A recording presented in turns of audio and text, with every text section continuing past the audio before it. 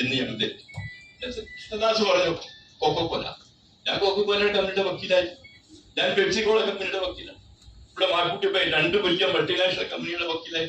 പക്ഷെ അത് രണ്ടും പൂട്ടിയതിന് മൂന്നാമതൊരു കഥയുണ്ട്. ജയശ്രീ ബാബു എഴുതിയ കഥയുണ്ട്, കൃഷ്ണദാസ് പറഞ്ഞ സംഭവങ്ങളുണ്ട്, മൂന്നാമതൊരു സംഭവമുണ്ട്. അത് ഈ ആരും കാണാതെ പോയതാണ്. പാച്ചിമടയിൽ ജലമലിനീകരണം ഉണ്ടായിട്ടില്ല. കൊക്കോക്കോല കമ്പനിയുടെ വക്കീലാകുമ്പോ അങ്ങനെയല്ലേ പറയും എന്ന് പറയാം. പക്ഷേ ഞാൻ സ്ഥലത്ത് എത്രയോ പ്രാവശ്യം എല്ലാവരും പറഞ്ഞു 66 കുഴൽക്കിണറിൽ നിന്ന് വെള്ളം ഊറ്റിയെടുത്ത് 6 കുഴൽക്കിണർ അവര് വെള്ളമെടുത്തിരുന്നത് ഓപ്പൺ വെല്ലിന്ന 3 ഓപ്പൺ വെല്ലാണ്. ആരും കണ്ടില്ല. ആളിയാർ പദ്ധതിയുടെ വലിയൊരു കനാൽ, സബ് കനാല് ഇതിന്റെ അതിർത്തിയിലൂടെ ഒഴുകിയാണ്. 20 അടി വീതിയുള്ള വലിയ ഒരു കനാല്.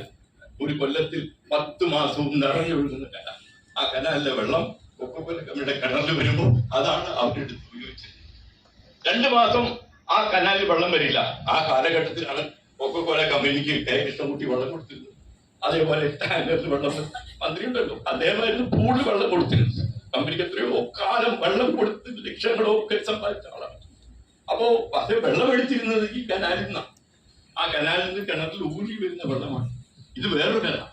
കൊക്കോക്കോല കമ്പനി നടത്തിയ ജലമലിനീകരണം ഉണ്ടായില്ല എന്ന് കൊക്കോക്കോല കമ്പനിയുടെ വക്കീൽ പറഞ്ഞ ഒരു മനുഷ്യനും അംഗീകരിച്ച് നല്ലപോലെ അറിയാം. മൈലമ്മയുടെ കഥ അതാണ്. മൈലമ്മയ്ക്ക് സംഭവിച്ച അതാണ്. അത് കൊണ്ടു നടന്ന് വിറ്റവർ, അതിനെ കച്ചവടമാക്കിയവർ, സമരത്തെ വിറ്റ് പണമാക്കിയവർ, അവര് മൈലമ്മയെ തള്ളിക്കളഞ്ഞപ്പോഴാണ് NN കൃഷ്ണദാസ് അവരെ കണ്ടതും സംരക്ഷിച്ചത്.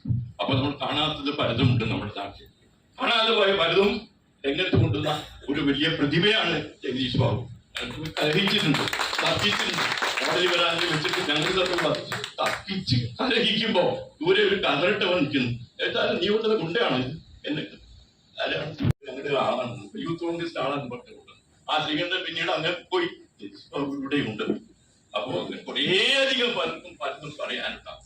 ഞാൻ ഓർക്കുന്നു, ഞാൻ ബഹുമാനിക്കുന്നു, ഞാൻ ആദരിക്കുന്നു. ജഗദീഷ് ബാബുവിനോട് ഇന്നേ വരെ പറയാത്ത വാക്കാണ് ഞാൻ ആദരിക്കുന്നു, ബഹുമാനിക്കുന്നു.